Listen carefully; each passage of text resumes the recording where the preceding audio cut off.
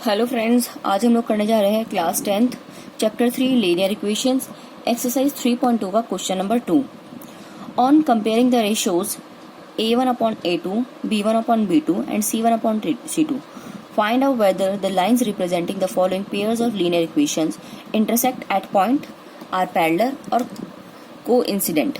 तो हमें ये पॉइंट्स बताने हैं कि ये क्या है, जो आपस में क्या रिलेशन है इनका। तो देखिए, सबसे पहले आपको पता होना चाहिए ये हमारी इक्वेशन दी है, तो पहले तो आपको जो तीन चीजें वो पता होनी चाहिए। वो है, अगर आपका a1 upon a2 is not equals to b1 upon b2, तो अगर ये सिचुएशन होगी, ये बुक में भी दिया है आपकी, तो ये क्या होगा, अगर ऐसा आपका आता है तो ये होगी आपकी इंटरसेक्टिंग लाइन, इंटरसेक्टिंग लाइंस। अगर आपके a1 upon a2 is equals to b1 upon b2 is equals to c1 upon c2 है, ये अगर सभी आपस में इक्वल है, तो आपकी ये आएगी को इंसिडेंट लाइन। तो आपकी कैसी लाइन होगी, ये को इंसिडेंट लाइन। और अगर आपका a1 upon a2 is equals to है b1 अपॉन b2 के, बट नॉट इक्वल्स टू है c1 अपॉन c2 के, तो ये क्या होगी आपकी पैरेलल लाइन।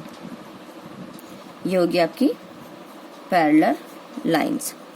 ठीक है जी। तो अब मैं आपको बताती हूँ यहाँ पर हमारा a1 b1 और a2 b2 ये है क्या। तो जैसे हमारा फर्स्ट क्वेश्चन दिया है, फर्स्ट क्वेश्चन में हमें दिया है 5x minus 4y plus 8 equals to 0 and 7x plus 6y minus 9 equals to 0। तो आपको बता देती हूँ यहाँ पर आपका a1 क्या है, b1 क्या है, a2 क्या है, b2 क्या है। ये जो हमारा फर्स्ट इक्वेशन है ये हमारी a1 है, इसका जो फर्स्ट का ये पार्ट है x के जो टर्म है वो हमारा a1 है, ये हमारा b1 है, ये हमारा c1 होगा। ऐसे ये हमारा a2 होगा, ये हमारा b2 होगा, ये हमारा c2 होगा, और जो इनके साइन है वो उनके साथ रहेंगे। जैसे ये b1 हमारा क्या होगा -4, ये c1 हमारा क्या होगा +8। अब इनके अंदर हमें रिलेशन बताना है, तो जैसे हम रिलेशन बताएंगे आपको, तो क्या होगा ये a1 अपॉन a2, तो यहाँ हम लिख सकते हैं a1 अपॉन a2 क्या है हमारे पास, a1 अपॉन a2 क्या आ जाएगा हमारे पास, a1 अपॉन a2 हो जाएगा 5 अपॉन 7। ऐसे ही b1 अपॉन b2 हो जाएगा हमारा -4 अपॉन 6। इसी तरीके से c1 अपॉन c2 कितना हो जाएगा 8 अपॉन में -9। तो ये कट सकता है, तो काट दे, जो अगर कटता हो तो उसे काट सकते हैं आप। 4 to 8 और ये जाएगा 2 to 4 एंड 2 3 6, ये हो जाएगा हमारे पास -2 अपॉन में 3। अब हम इनका ये वाला रिलेशन चेक करेंगे। तो पहले हम देखते हैं a1 अपॉन a2 क्या आ रहा है, a1 अपॉन a2 और b1 अपॉन b2 का रिलेशन चेक करेंगे। तो हम यहाँ पर b1 अपॉन b2 का रिलेशन चेक करते हैं। तो ये क्या है हमारे पास, a1 है हमारे पास a1 अपॉन a2 है 5 अपॉन 7, ये देखिए, एंड b1 अपॉन b2 है -2 अपॉन 3। तो सबसे पहले हमें फर्स्ट वाला रिलेशन चेक करेंगे, क्या एक दूसरे के इक्वल है। 5 अपॉन 7 इक्वल्स टू -3 अपॉन 2 है, नहीं है, तो ये इक्वल्स टू नहीं है। तो हम क्या लिख सकते हैं, a1 upon a2 is not equals to b1 upon b2। फिर इसके आगे हमें सॉल्व करने की जरूरत ही नहीं जब हमारा फर्स्ट ही इक्वल नहीं निकलता।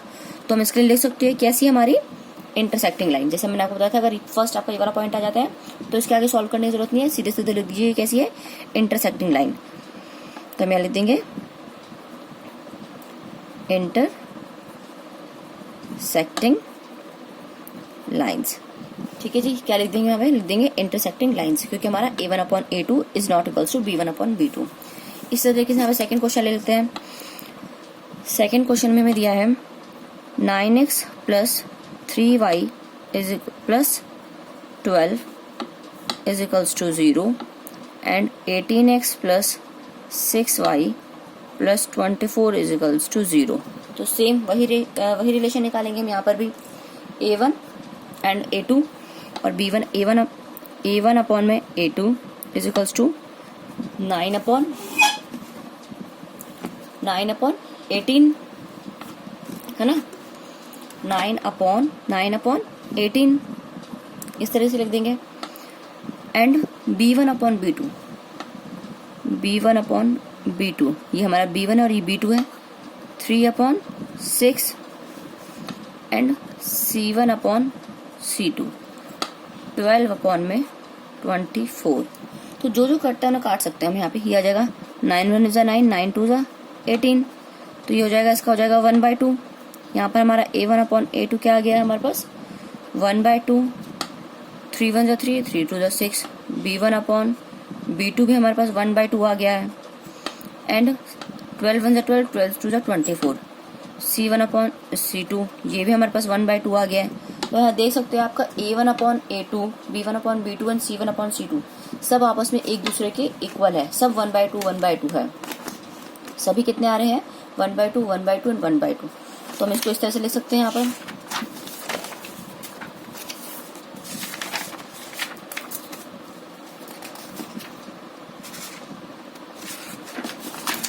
इसको हम ऐसे लिख सकते हैं A1/A2 = B1/B2 = C1/C2, क्योंकि हमारे यहाँ पर ये सभी एक दूसरे के इक्वल आ रहे हैं। A1 = A2 आ गया, B1 = B2 आ गया एंड C1 = C2 आ रहा है। तो हम इसको ऐसे ले सकते हैं।